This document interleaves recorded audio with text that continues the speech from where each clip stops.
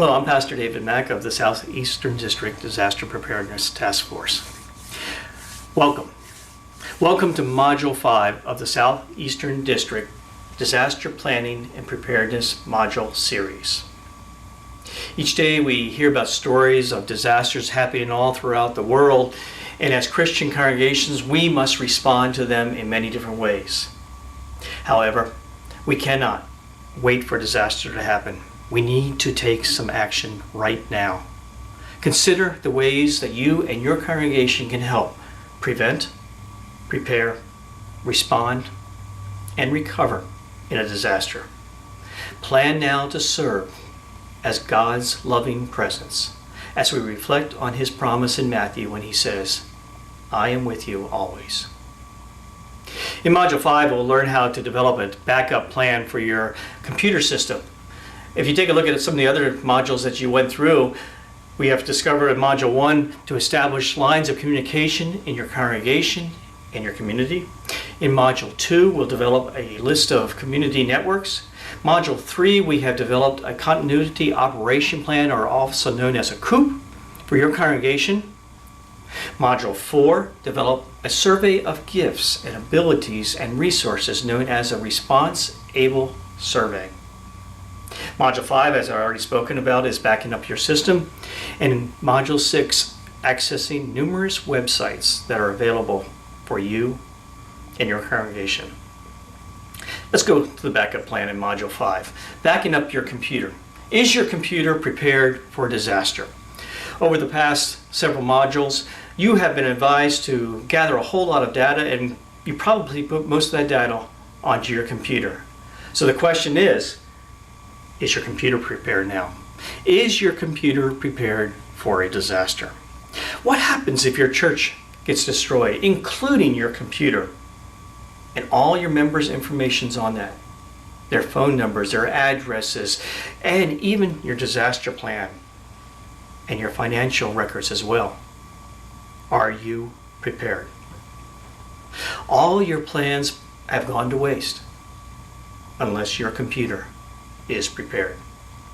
You know, when the World Trade Center was destroyed on 9/11, several financial institutions located in that facility lost all their data because they weren't prepared. Some of them backed up their systems on a regular basis, but the backup was in the same building that was destroyed. Are you prepared? Do you have a backup? And is it in a safe place? This module will speak about several ways to create a backup. Let's begin by asking a few questions. Do you have a backup system in your office, and do you back it up regularly? What does regularly mean? Anytime you change any of your records. That's what regularly means. When you change your financial records, when you change your disaster plans, when you change your phone numbers, that's when you need to back up. It means daily. Many offices do it on a regular basis. When they close the door at night and lock up, it's automatically backed up. And then at least one copy must be taken out of the building. Even though you might have a large hard drive or a large network drive, everything on that drive does not need to be backed up. On your drive there are system files, there's program files, there's data files. You probably have your system files and your program files on a separate disk, and it's already stored away in a safe place. So what you now need to back up is your data file. There are several ways to back up your computer. Let's talk about a few of those ways to back up your computer. First, you need a backup program. There's some very good ones out there.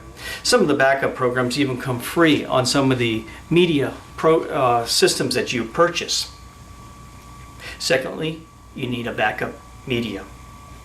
Let me tell you some of the most common ones. Removable disks, CDs, DVDs, online backup services, USB flash drives, USB external hard drives, a second internal hard drive, even a section of your main hard drive where you could put your backup systems. But the best choice are the ones that you can remove from the building. This module will speak about a few of those. Let me start by removable disks. There are several removable disks out there on the market, like tape drives or zip drives. These are cheap, but they're also very slow to use. You also need a special machine to use these to back up your system. Then there are CDs and DVD programs. And you can put a lot of data on a CD or particularly on a DVD. And most of your players probably have a read-write DVD player on there. There's internal hard drives. Now this is probably the cheapest and the fastest way to back up your system, but it's not wise because you cannot take it out of the building. You cannot be prepared if the building is destroyed. Online backup service. There are many out there, many different methods that you can purchase out there, and you can purchase any size from very small to very large to back up all of the stuff on your main computer. And you can be sure that if your computer's damaged or your building's damaged, your data's not, because it's not there. It's in another building, and all you need is the password to get to it. There are USB drives, some of them called thumb drives or jump drives or pen drives. This is probably the most economical way, but flash drives don't contain a whole lot of data. Some flash drives also have a backup system right on it, and you could just throw it in your pocket and walk out the door. USB external drives, hard drives. These are getting smaller and cheaper as we go on. You could buy many different sizes here, and what's great about this is, once again, you could throw it in your pocket if you want and walk out the door, and you have a great backup system.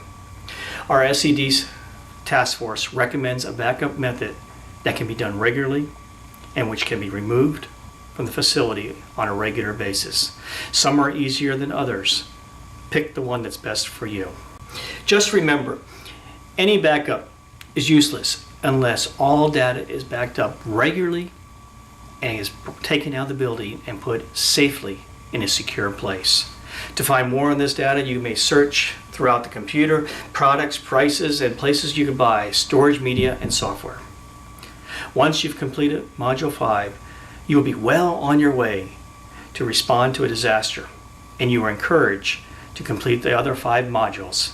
As God's baptized people, you are Christ in action, and you can serve as the presence of God by bringing the gift of hope and healing to those who are suffering. May God bless you in this very important ministry. Thank you.